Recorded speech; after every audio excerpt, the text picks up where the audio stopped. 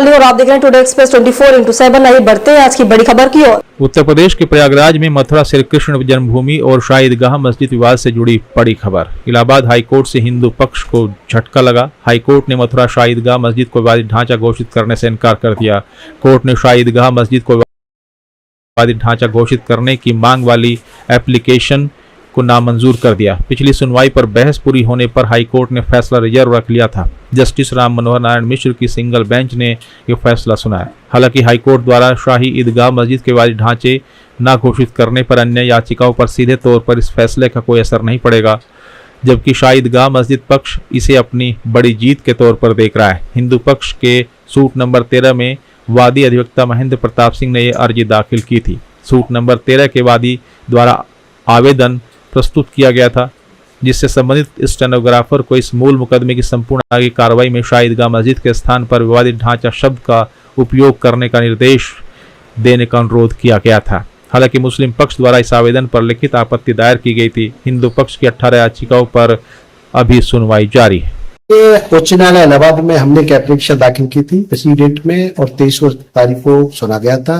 4 जुलाई को आज के लिए ऑर्डर के लिए निश्चित किया गया था। आज माननीय न्यायालय के द्वारा एक आदेश पारित किया गया है। अब इसकी सर्टिफाइड कॉपी अभी हमको मिली नहीं है, लेकिन संज्ञान में आया है कि हमारी एप्लीकेशन को निरस्त कर दिया गया है। ऑर्डर को पढ़ते हैं, देखते हैं और उसके बाद हम इस आदेश को सुप्रीम कोर्ट में चैलेंज करेंगे और सुप्रीम कोर्ट में ले जाकर के माननीय न्यायालय से अनुरोध करेंगे कि इसको मीनवाइल जो शाही ईदगाह मस्जिद है विवाद ढांचा घोषित किया जाए, क्योंकि इसके संबंध तरह के अन्य केसों में विवाद ढांचा घोषित किया गया। तो अभी कॉपी नहीं मिली, कॉपी ले रहे हैं और कॉपी लेने के बाद इसको विस्तृत रूप से पढ़ेंगे और पढ़ने के बाद सुप्रीम कोर्ट से चैलेंज करेंगे निश्चित रूप से। तो क्या डाला था आपने? ये हमने ये कहा था कि इसमें ये जो 13.37 एकड़ है, 2.5 एकड़ में जो असली गर्भगृह है वो शाही ईदगाह नाम से ये लोग कहते हैं, वो शाही ईदगाह नहीं है। और हमने ये भी क्लियर किया था कि मीनवाइल जब तक केस चला है विवाद ढांचा घोषित कर दिया जाए। तो इसी की हमने एप्लीकेशन माननीय न्यायालय में दी शपथ पत्र के साथ।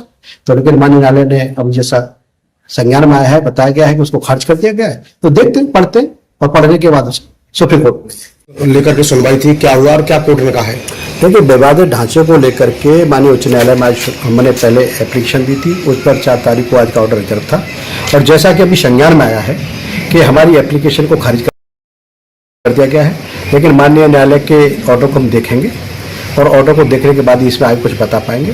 लेकिन हमारा मानना है कि हम इस ऑर्डर को सुप्रीम कोर्ट में लेकर जाएंगे, सुप्रीम कोर्ट में चैलेंज करेंगे इस ऑर्डर को। क्या मांग करी थी आपने? और हमने मांग ये की थी कि ये विवादित ढांचा माना जाए इसको। ये शाही ईदगाह मस्जिद नहीं है, ये 13.37 एकड़ में से 2.5 एकड़ में भगवान का असली कारीगर है।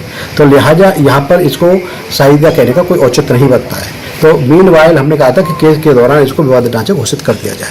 तो माननीय न्यायालय के द्वारा हमारी एप्लीकेशन को जैसा संज्ञान में आया कि खारिज कर दिया गया है।